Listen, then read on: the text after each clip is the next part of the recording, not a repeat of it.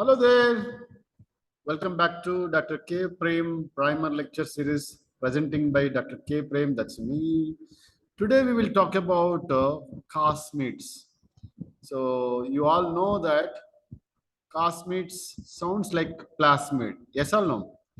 Yes or no? Yeah. So Cosmids are sounds like a plasmid because they are modified plasmids. They are modified plasmids. So the Cosmids have cos site from lambda phase and plasmid backbone. Plasmid backbone. So plasmids plus cos sites of lambda phase virus. That construct is called as cosmid. You see, plasmid plus cos site of lambda phase DNA is equal to cosmids. So cos sites, they are present in the lambda phase DNA at the end of at the end of at the ends. They are cohesive end sites. Cohesive end sites are called as cos sites. They are useful in two aspects. One is packing of lambda DNA into head of phase. And the second importance is that the cos sites are useful in circularization of lambda phase DNA when it enters into E. coli. So after lambda phase infection, the lambda phase DNA is injected into the E. coli. Then it is circularized through the cos site by using terminase enzyme. Right? So here plasmids plus cos sites of lambda phase, right? Such vectors are called as cosmids. So basically, cosmids are cloning vectors. They are cloning vectors. Cosmids are cloning vectors. Cloning vector means what? You can clone your gene of interest into the vector, which will amplify, which will undergo the replication and more times because of the high copy number or low copy number. Along with the vector, your gene of interest also amplified. Right? More copies of cloned gene is possible through the cloning vectors. So cosmids are used in construction of genomic libraries. They used in the genomic library construction. Why? Because these cosmids can accommodate larger DNA fragments between size between 32 to 42, 32 to 47 kb. So large chunk of DNA, if you want to clone, for in that case, you should consider cosmids as a vectors, right? So in this lecture, I'm going to tell you, this lecture is divided into three parts. First one is features of cosmids, and the second one is the cloning strategy of cosmid, and third one is the advantages and disadvantages of the cosmids when you use as a cloning vector. Okay, so let us begin the features of cosmids. This is what is the backbone of any vector. So first, as I told you that cosmids are having the plasmids, or modified plasmids are called as cosmids, or plasmids with the cos sites are called termed as cosmids. You see, the first one is any plasmid vehicle or vector do have antibiotic selection marker. Antibiotic selection marker here, ampicillin resistance gene. That's nothing but beta lactamase. Beta lactamase can degrade the penicillins and ampicillins into penicillinic acid, and that will facilitate the growth of vector containing host in the presence of ampicillin.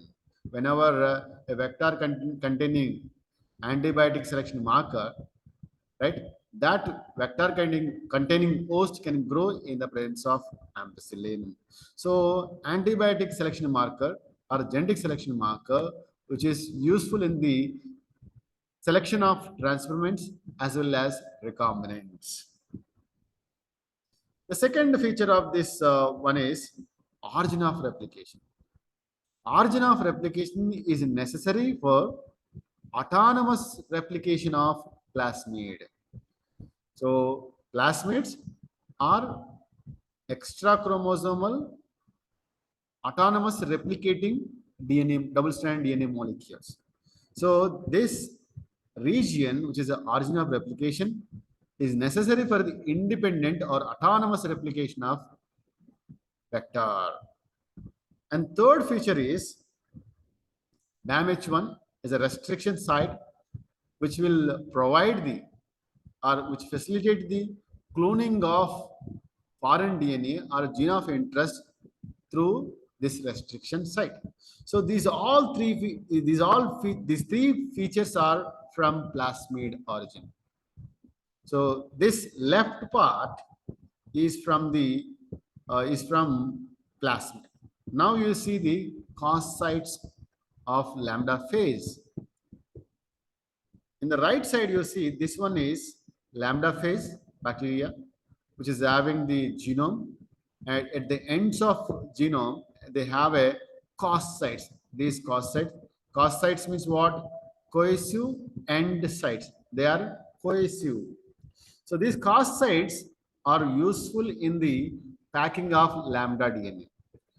If the genomic DNA of lambda phase, they have cause sites, then only it is packed into the head. That's the first function. And the second function of the cause sites is, second function is, whenever the lambda phase DNA is entered into the E. coli, then that is circularized. That is again through the cause sites by using the terminase enzyme, right? So plasmid is elements are here, and lambda phase cause sites, if you insert the lambda phase cause sites into the plasmid, then that is called as cosmid. That is called as cosmid. Plasmid plus cause sites of lambda phase is termed as cosmid. Hope you understand the what is cosmid, right? In the next slide, we will talk about various features of cosmids, right? This vector is a PJB8 of 5.4 kb in size. This is one of the first cosmid is constructed. Later on, there are many vectors were constructed, but today we will be talking about the PJB8 features and how to clone by using the PJB8. As I told you that cosmids are modified plasmids. Cosmids are plasmids that contain the lambda cause site. What is cause? Cohesive end site. Cohesive end sites. The cause sites are the sequences required for the packing of DNA into lambda phase particle. If the lambda phase DNA is having the cause sites, then only that is packed into the lambda phase. If not, it will be not packed into the lambda phase head. Right? So the first function is it is involved in the packing of lambda DNA into the lambda phase particle or head. And second function is it is involved in the circularization of lambda phase DNA once it enters into the E. coli host. And here cause sites, you see, it's around 14 base pairs in length, and they are in the course, they are palindromic in nature. Sorry. And cosmids contains Plasmid, origin of DNA replication, we discussed in the map. And the second one is antibiotic resistance gene and restriction endonucleoside for cloning. The cells containing the Cosmid clone are selected by antibiotic resistance gene. Whenever you transfect or transform this Cosmid, the hosts are grown in the presence of antibiotic, because antibiotic resistance genes are present in the vector. As I told you that they are useful in the gene cloning, especially in conjunction with the in vitro packing. So they are very useful in the construction of genomic DNA libraries. So these are the certain features of Cosmids. In the next slide, we'll talk about how to clone using the PJB8. So this is here you see this is a PJB8, which is a circular plasmid. So first thing is that you have to digest the DNA with the BAMH1. You see, this is only restriction enzyme which is having is a BAMH1. Digest the PJB8 vector with the BAMH1, which digested DNA is becomes linear form, circular to linear. Once you digest the circular DNA with the BAMH1, and it will be linearized. At the same time, the DNA to be cloned also digested with the BAMH1. Digested with the BAMH1. So digested vector, that is a linearized vector, and gene of interest or DNA to be cloned are ligated. This is the digestion of vector and the digestion of the insert. And the second step is ligation of vector and the insert. Vector is in the represented in black color, and the insert is represented in red color. They are ligated, and here T4 DNA ligase is used to ligate the insert and the vector. And you see BAMH1, the insert is having the BAMH1 cohesive sites, so that the vectors, two molecules of vectors can bind with the one molecule of insert, because insert is having the cohesive ends of BAMH1. So the vector molecule, two molecules of vector can bind either side of the insert, right? Which are having the cos sites in that. So when a insert is bounded by two molecules of BAMH1 from either side, that's enough to, this molecule is enough to pack into the head of lambda phase, provided there is a in vitro packing, right? So here the vector and insert and vector. So the insert is present between the two cos sites. So when two cos sites are, one molecule is having two cos sites, and the overall size of that molecule, if it is between the 37 to 52 kb, then that molecule can be packed into the head of lambda phase.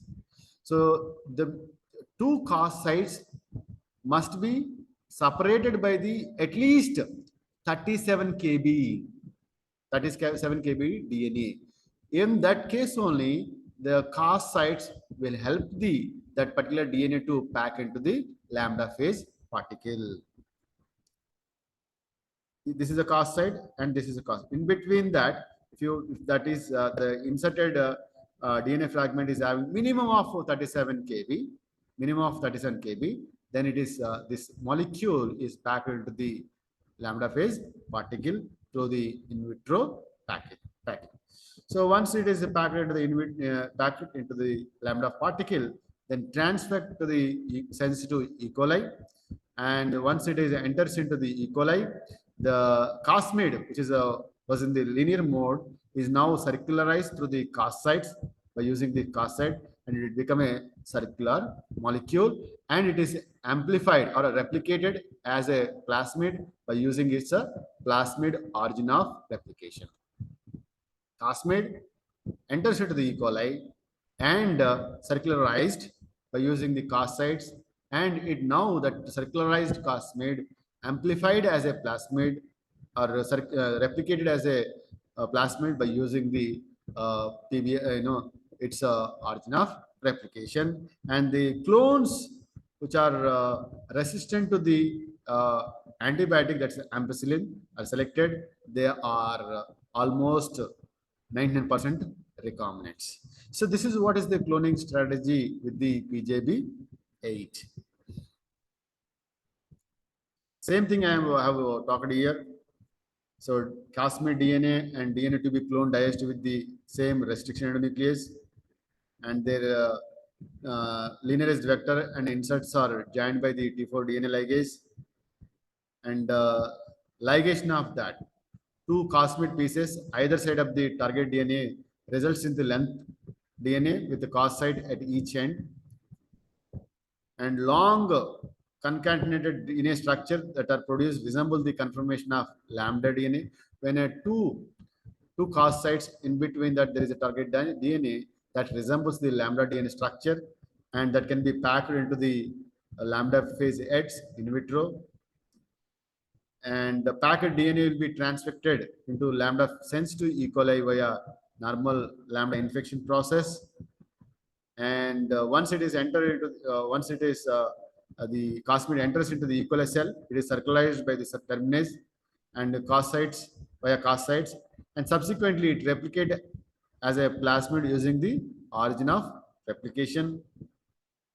At the end, all the transformants or all the transformants are recombinants, and each recombinant clone consists of two molecules of vector and one molecule of insert when it comes to the cosmid clone. These are the cloning strategy. Now we will see the what are the different pros and cons of cosmid. The first and foremost is that cosmid can accommodate larger DNA fragments from 32 to 47 kb. It can accommodate 32 kb to 47 kb. And 100% recombinants you get. Then problem is that vector self-ligation or vector concatemerization takes place in the strategy. And also that's what is self-ligation vector. And transfer, because the size is 32 37 minimum 37 to 52 kb of cosmid with the insert, it is a big problem for transformation, as well as the stability of the cosmid also become unstable because of the higher copy number. One is high copy number and the big size of the vector. And self-ligation of the vector or concatemerization of the vector can be avoided by inserting one more cos sites into the vector, which is separated by which in between that there is a one more restriction site. That is what is for example, C2XB and C2RB are the two cosmids which are having the two cos sites, so that self-ligation is can be prevented, because two cos sites in the C2 means two cos sites. Two cos sites they have. In between the two cos sites there is a SMA1 site. So BAMH1 and SMA1 is these are the two restriction endonucleases are there in the C2XB and C2RB, and you can do the double ligation of the vector so that we can prevent the self-ligation of the cosmid. Okay, and this is all about features, cloning strategy, and pros and cons of cosmids. If at all you like it, just try to subscribe my channel, that is Dr. K PREM-PRIMER. And if at all you like it more, try to share with your friends, and give thumbs up if you feel. And if you have any complaints or doubts write to me through the comment section. Okay, this is all for today. And again, we'll meet you with one more video. Until then, bye bye. Thank you.